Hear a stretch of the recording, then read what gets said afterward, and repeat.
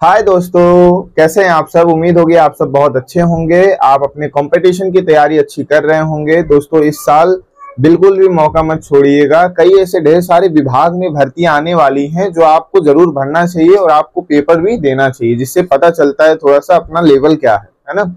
चलिए दोस्तों वही बात करते हैं हम लोग अपनी वैकेंसीज के बारे में। पहली वैकेंसी बात करेंगे हम लोग यूपी SSS के जरिए निकल के आई हुई है ना, अधीनस्थ विभाग से यूपी SSS है ना। 417 पोस्ट निकल के आई हुई है। पोस्ट की बात करेंगे, जूनियर एनालिस्ट की पोस्ट है ना, जूनियर एनालिस्ट फूड डिपार्टमेंट में है ना। उसके बाद बात करेंगे हम लोग, यूपी में एक पेट का एग्जाम होता है। अगर आप यूपी SSS का पेपर या ये फॉर्म आता है उसको आप भरते हैं तो यूपी पेट है ना, इसको क्या होता है कि ये इसमें कोई कट ऑफ फिक्स नहीं है, पर हाँ इसमें कम से कम 70-80 नंबर चाहिए। अगर आप जनरल कैंडिडेट हो तो आप ये फॉर्म भर सकते हो है ना। उसी के बेसिस पे ये सिलेक्शन होगा, इसके एग्जाम्स वगैरह होंगे। तो सबसे पहले ये जान लेते हैं, इसमें इसका स्कोर कार्ड चाहिए रहता है ना। जितना आप स्कोर किए रहते हो इसी के बेसिस पे मेरिट भी बन जाती है।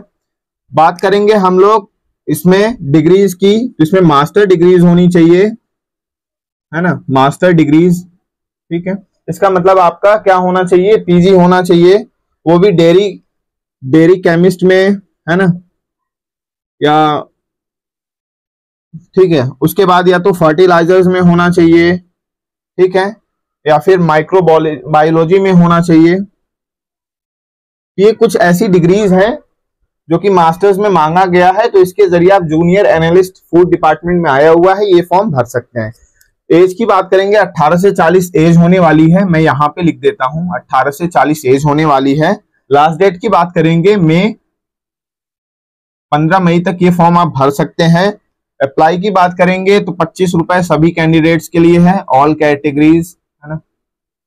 उसके बाद बात करेंगे सैलरीज वगैरह की। सैलरी वगैरह अच्छी खासी है ना, जो कि आपको अच्छा सैलरीज देखने को मिलेगा, 40,000 के आसपास तक मिलेगा।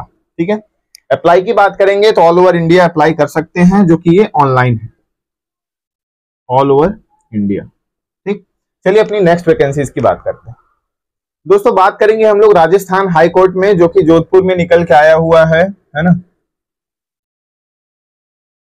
ठीक है, वही बात करेंगे पोस्ट की, तो 222 पोस्ट है ना।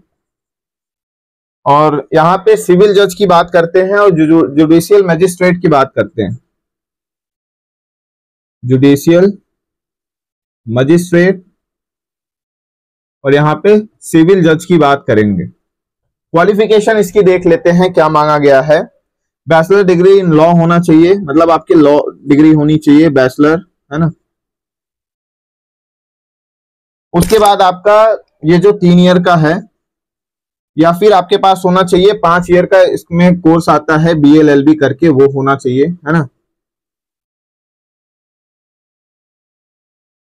ठीक है, उसके बाद बात करेंगे वहीं पे एज की, तो 21 से 40 साल आपको इसमें चाहिए। अगर आप इसके बीच हो तो ये फॉर्म भर सकते हो। 8 मई तक इसकी लास्ट डेट है। ठीक है, फीस की बात करेंगे तो कैटेगरी वाइज है, 750 से लेके आपका 1250 रुपए तक चार्जेस लगेगा है ना।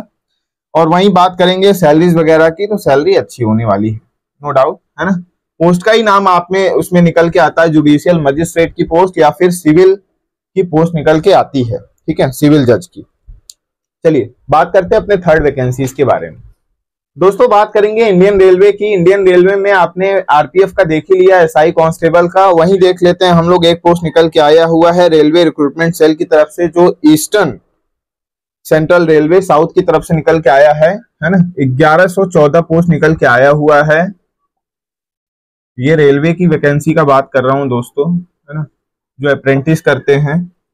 ठीक है, SECR, इसका मतलब होता है साउथ ईस्ट सेंट्रल रेलवे है ना। चलिए एलिजिबिलिटी की बात करते हैं। 10th किए हो, ITI किए हो आप, ये फॉर्म ये भर सकते हो। उसके बाद 15 से 40 साल इसमें एज, 15 से 40 कह रहा हूं, 15 से 24 इसमें एज मांगा गया है। लास्ट डेट की बात करेंगे तो 1 मई, मतलब 1 मई तक ये फॉर्म आप भर सकते हो है ना। फीस की बात करेंगे, कोई फीस इसमें चार्जेस नहीं किए गए हैं। उसके बाद ये ऑल ओवर इंडिया आप अप्लाई कर सकते हो। दूसरी बात करते हैं हम लोग, वहीं हाई कोर्ट झारखंड में वैकेंसी आई हुई है, उसको देख लेते हैं। असिस्टेंट क्लर्क की पोस्ट होने वाली है, असिस्टेंट क्लर्क की पोस्ट है झारखंड में। हाई कोर्ट में ये वैकेंसी है दोस्तों, ऑनलाइन फॉर्म भरा जाएगा, है ना, हाई कोर्ट। चलिए इसकी एलिजिबिलिटी देख लेते हैं। इसके लिए आपको ग्रेजुएशन चाहिए, है ना, वो किसी भी स्ट्रीम से रहो आप, ठीक है। उसके लिए बात करेंगे एज की, तो एज 21 से 35 साल मांगा गया है ना। और लास्ट डेट इसका क्या है, 9 मई, 9 मई इसका लास्ट डेट है, ठीक है। और 125 रुपए से ये फॉर्म आप 500 रुपए तक जाएगा कैटेगरी वाइज, ठीक है। उसके बाद बात करेंगे सैलरीज वगैरह की। सैलरी अच्छी खासी होने वाली है, 40 के आसपास आपको ये सैलरी देखने को मिलेगी, ठीक है। ये असिस्टेंट क्लर्क की झारखंड हाई कोर्ट में निकल के आया है। लास्ट सेकंड वैकेंसी हमारी है यूपीएससी की। जी हाँ, आपने सही सुना, 827 पोस्ट के साथ, है ना, जो कि सीएमएस कंबाइंड मेडिकल सर्विसेज होता है ना, इसमें निकल के आया हुआ है। क्वालिफिकेशन आपका एमबीबीएस चाहिए, ठीक है। एज आपका 32 साल चाहिए मैक्सिमम, है ना। 30 अप्रैल आपका क्या चाहिए दोस्तों, लास्ट डेट है, मतलब अभी टाइम है नहीं, आज अपने पास 24 तारीख हो गया है ना। फीस की बात करेंगे, 0 फीस से लेके 200 रुपए चार्जेस, है ना। यूपीएससी में वैसे भी इतने फीस चार्जेस होते नहीं है। और सैलरी की बात करेंगे, सैलरी इसकी अच्छी खासी होने वाली है। नाम ही आपने सुन लिया यूपीएससी में, सीएमएस का कंबाइंड मेडिकल सर्विसेज में आया है, तो कम से कम मान के चलो आप 60,000 प्लस रहेगा, है ना, सैलरीज वगैरह। और एक्स्ट्रा पर्क्स, एक्स्ट्रा इसमें फैसिलिटीज रहती है ना। चलिए अपने लास्ट वैकेंसीज की बात करते हैं। लास्ट वैकेंसी की बात करते हैं। लास्ट वैकेंसी हमारा उड़ीसा से होने वाला है दोस्तों, है ना। उड़ीसा स्टाफ सिलेक्शन, जैसे आपका एसएससी होता है स्टाफ सिलेक्शन कमीशन, वैसे उड़ीसा स्टाफ सिलेक्शन होता है, ठीक है। पोस्ट की बात करेंगे हम लोग, तो इसमें 586 पोस्ट हैं, 586, है ना। ग्रेजुएशन इसमें मांगा गया है क्वालिफिकेशन में। उसके बाद बात करेंगे दोस्तों एज की। एज आपकी 21 से 38 मांगी गई है। 2 मई तक इसका डेट होने वाला है, ठीक है।